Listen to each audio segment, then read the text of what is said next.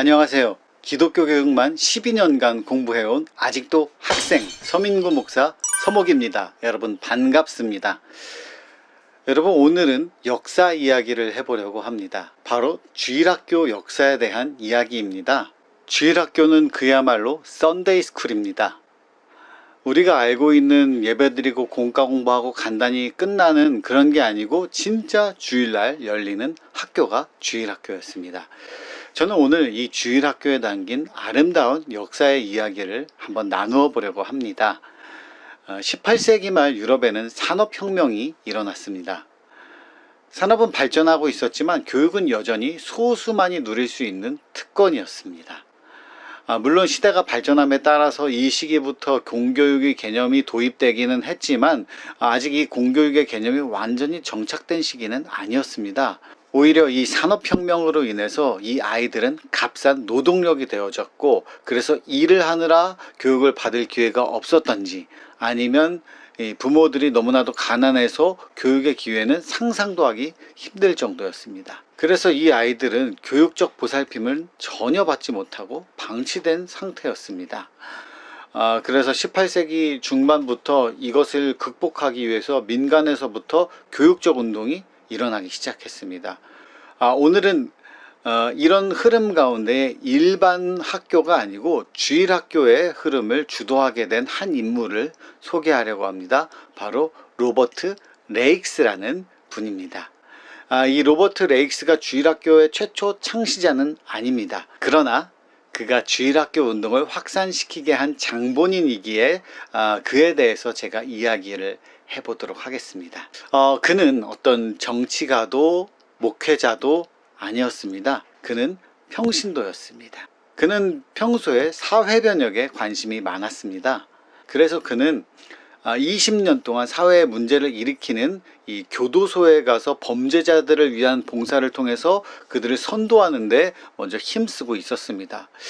그러던 중에 그는 한 가지를 깨닫게 됩니다. 범죄자를 선도하는 것보다 범죄를 예방하는 것이 더 중요하겠다라고 말이죠. 그런 생각을 갖게 된 후 이 로버트 레익스는 청소년과 어린이를 향한 더 큰 관심을 갖게 되는 계기가 생겨나게 됩니다. 바로 1781년 겨울 어느 날에 이 로버트 레익스는 글로스터의 어느 거리에서 자신의 정원사를 찾아 걷고 있었습니다.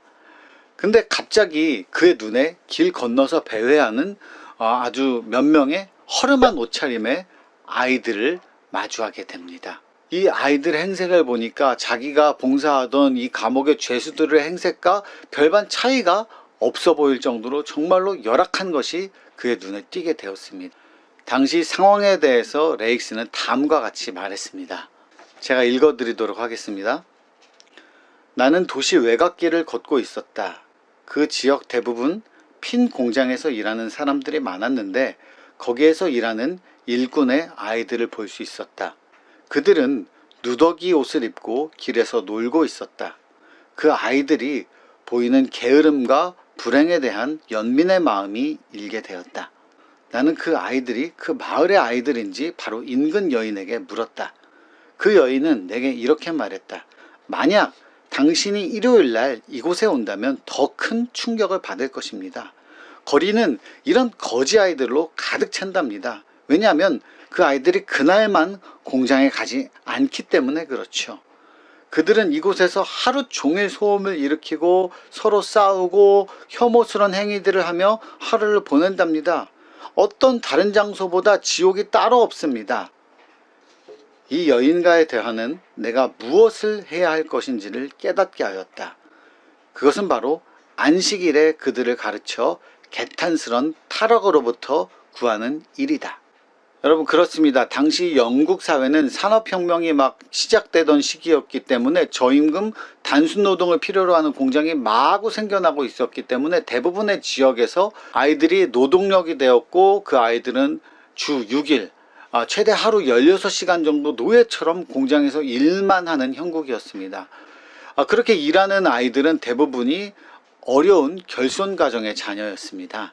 1781년 로버트 레익스는 이 아이들을 보고 바로 주일학교를 열게 됩니다. 그가 주일학교를 열자마자 성공했던 것은 아닙니다. 처음에는 메리릿 여사에게 돈을 주면서 급여를 주면서 집에서 아이들을 모아서 교육을 시켜달라고 부탁을 합니다. 그런데 이게 쉽지가 않죠. 아이들이 거칩니다. 거친 아이들을 제대로 다루기 힘들어한 메리릿 여사는 이 일에 금방 지쳐버리게 됩니다. 너무 힘들게 된 거죠. 그러나 이 로버트 레익스는 이 아이들을 변화시키는 게 참 힘들구나 그러고 포기한 게 아니고 킹 여사라는 분을 찾아가서 그녀의 집에서 다시 주일학교를 시작하고 4명의 여성 교사들을 더 고용하게 됩니다.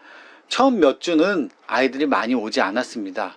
왠가 하고 이 로버트 레익스가 보니까 아이들이 이 주일학교에 오려고 보니까 자기 행색이 너무 초라한 거예요. 너무 거지 같고 더러우니까 거기에 가기가 꺼려지는 거예요. 그래서 이 로버트 레익스는 아이들에게 이렇게 이야기합니다. 세수하고 머리만 단정하게 빗고 오면 난 너희들을 다 받아들이겠다. 그러자 이내 아이들이 점점 많아지게 됩니다. 그 주일학교에서 어떤 교육이 이루어졌냐면 주일 아침 10시부터 오후 2시까지 각자 교사들의 가정학습장에서 일반적인 읽기, 쓰기, 세마기 같은 일반 교육을 했습니다. 그리고 모두 이 2시 이후에는 다 교회로 모여요.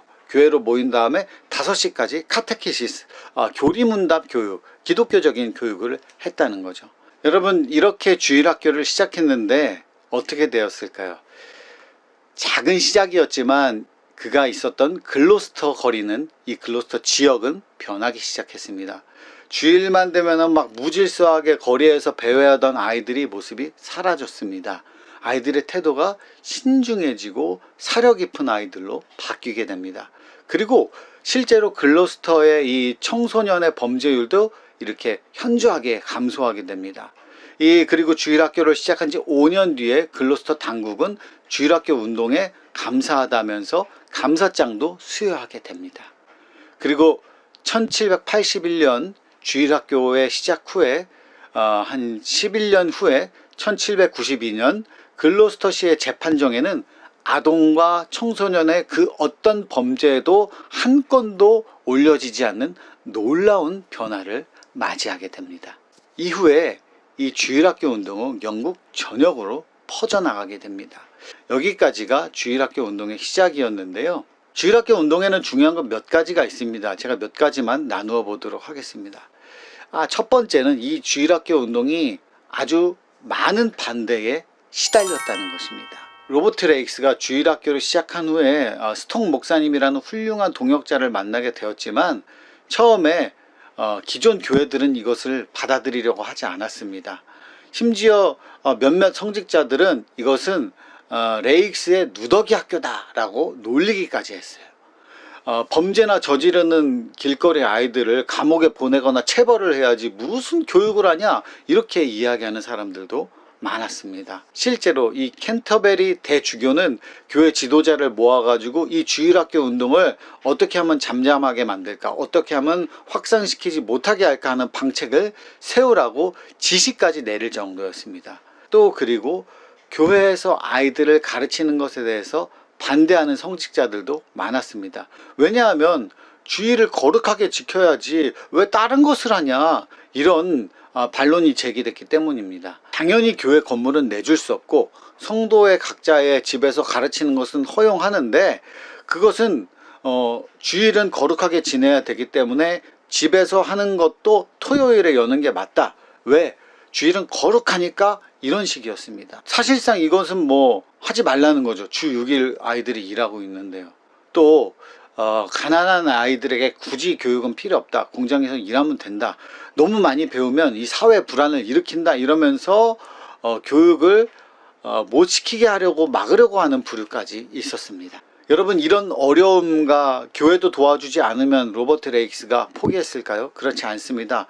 그는 열심히 포기하지 않고 좌절하지 않고 사역을 진행했기에 감동받은 성직자들이 점점 생겨나게 되고 이제 먼저 나도 함께 하겠다 손을 내미는 이 성직자들, 교회들, 사람들이 생겨나게 되었습니다. 자, 그리고 두 번째, 이 주일학교 운동은 평신도 운동이었다는 것입니다. 로버트 레익스는 평신도였다는 거예요. 교회에서 지원을 해주는 것도 아니었어요. 내가 교회에다가 건의해가지고 교회 예산을 따내가지고 내가 이걸 가지고 일을 진행해야지, 그런 것도 아니었어요. 그저 그리스도의 사랑의 마음으로 사회를 바라보고 사람을 바라보다가 필요한 것을 그가 발견하게 되고, 그가 먼저 자신의 자리에서 일하기 시작하자 나중에는 도움을 주는 사람들이 늘어나게 되었다는 거예요. 그리고 함께하는 사람들도 대부분은 평신도였어요. 레익스가 고용한 교사들이라고 해서 뭐 글 쓰고 읽는 정도지 뭐 엄청 대단한 일을 하는 사람들이 아니었다는 거예요. 처음에는 또 급여를 줬지만 나중에는 내가 무급으로 봉사하겠다는 수많은 자원교사들도 생겨났습니다. 이 로버트 레익스는 엄청난 뭐 교육을 받은 것도 아니었고 성직자도 아니었습니다. 또 학생들에게 아주 모든 것을 다 해줄 수 있는 형편도 아니었습니다. 그러나 평신도였던 이 로버트 레익스의 헌신으로 영국 내에서만 이 주일학교에 참여하는 아이들과 청소년은 무려 100만 명이 넘게 되는 놀라운 사건이 발생하게 됩니다. 그리고 세 번째로 생각해 볼 것은 사회복음화란 무엇인가입니다. 레익스가 뭐 안 믿는 애들을 내가 전도해야지, 교회 출석시켜야지, 이 목적으로 한 게 아닙니다. 아이들에게 필요한 읽기, 쓰기, 세마개 등의 일반 교육과 사랑으로 보살핌을 전했습니다. 그렇게 하자 이후에 100만이 넘게 된 아동들과 청소년들은 자연스럽게 신앙을 받아들이고, 읽기 능력이 가능해진 아이들은 성경을 제대로 읽게 된 능력이 생겨서 교회 역사에서는 이전에는 볼 수 없었던 일로 아이들도 성경을 읽게 된 일이 생겨나게 됩니다. 그리고 이 아이들은 영국 교회를 다니는 성도들로 자라나게 됩니다. 제가 할 말이 너무 여기에 대해 더 많지만 여기까지만 해도 영상이 너무 길 것 같습니다.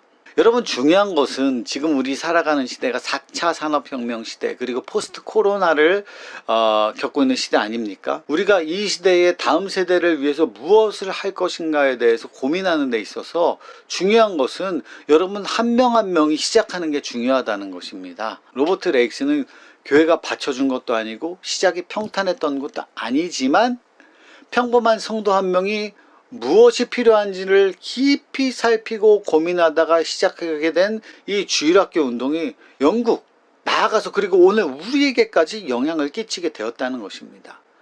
저는 여러분들 중에서도 그런 분들이 나올 수 있기를 제가 소망해 봅니다. 우리에게 필요한 것이 무엇인지 기도하고 깊이 살피고 작은 것부터 실행하면서 포기하지 않고 나아가십시오. 주님이 우리를 통해서 어떤 일을 이루실지 우리는 알 수 없습니다.